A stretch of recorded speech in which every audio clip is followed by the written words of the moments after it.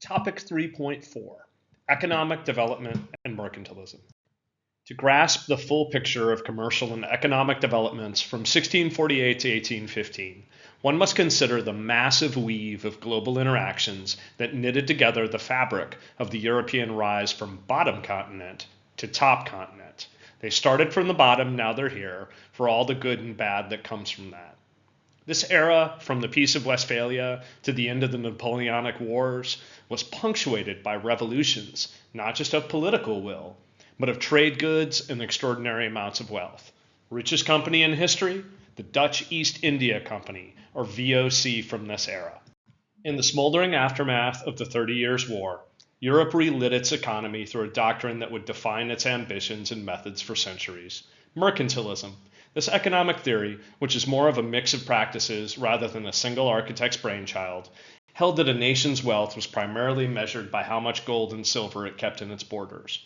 But let's not adorn this with nice academic words. Mercantilism was the legitimization of state-sponsored greed, where colonies were not lands to support, but treasure chests to be cracked open.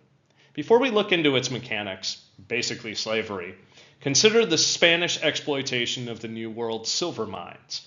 Under the guise of spreading Christianity, the Spanish Empire virtually enslaved indigenous peoples, extracting such vast quantities of silver that it not only caused a price revolution in Europe, but also a demographic catastrophe in the Americas. Then there's the British East India Company, a corporate behemoth that acted as a pseudo-sovereign entity. It did not just engage in trade, it wielded military power, toppled kingdoms, and set the stage for colonial exploitation under the banner of trade expansion, all with the tacit sanction of the British Crown.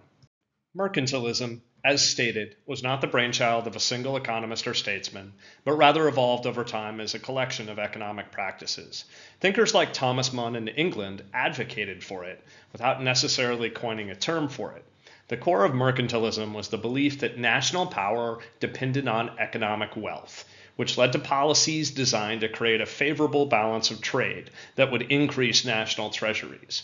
To achieve this, European powers implemented protective tariffs, subsidized domestic industries, and took aggressive actions to build and maintain their empires. The mercantilist era was a time when the might of navies was projected to protect trade routes, and wars were fought over the control of resources and markets. Mercantilism was not simply about economics.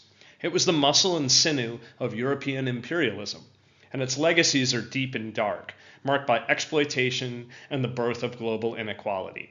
The wealth of European nations during this period was built on the backs and in the blood of enslaved and colonized peoples, a controversial legacy that shapes global power dynamics to this day. Mercantilism and colonialism. Mercantilism was the heartbeat of this period, driving European powers to colonize vast tracts of the world in an insatiable quest for wealth.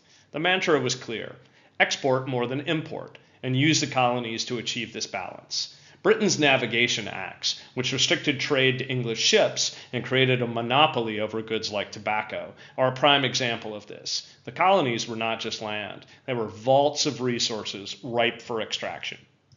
The transatlantic slave labor system. The transatlantic slave labor system became the dark underbelly of this prosperity. The infamous Middle Passage was not just a route across the ocean, but a corridor of suffering where African slaves were transported to the New World. The Triangle Trade System, a complex network connecting Europe, Africa, and the Americas, facilitated this human tragedy in exchange for goods such as sugar and rum, driving the economies of European empire. European consumer culture. Europe's newfound wealth was flaunted in its consumer culture.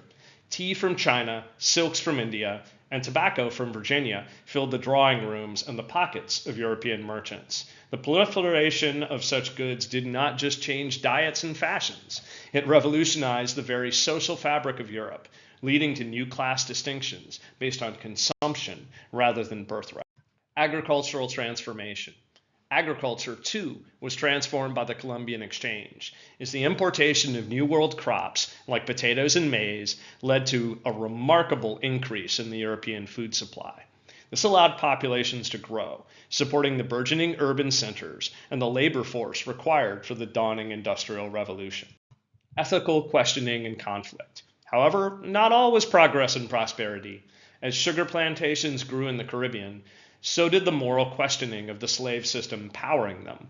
Enlightenment thinkers like Voltaire began to cast a critical eye on the ethics of such exploitation. Moreover, the reliance on colonial goods sowed the seeds for future conflicts as European powers clashed over resources and trade routes. Therefore, as we approach the end of this era, we find a Europe totally changed by its outward reach. The balance of power had shifted, with Britain emerging as the dominant naval and colonial power post 1815. The legacy of this era, however, is a Janus-based one: immense wealth and progress on one side, and exploitation and suffering on the other.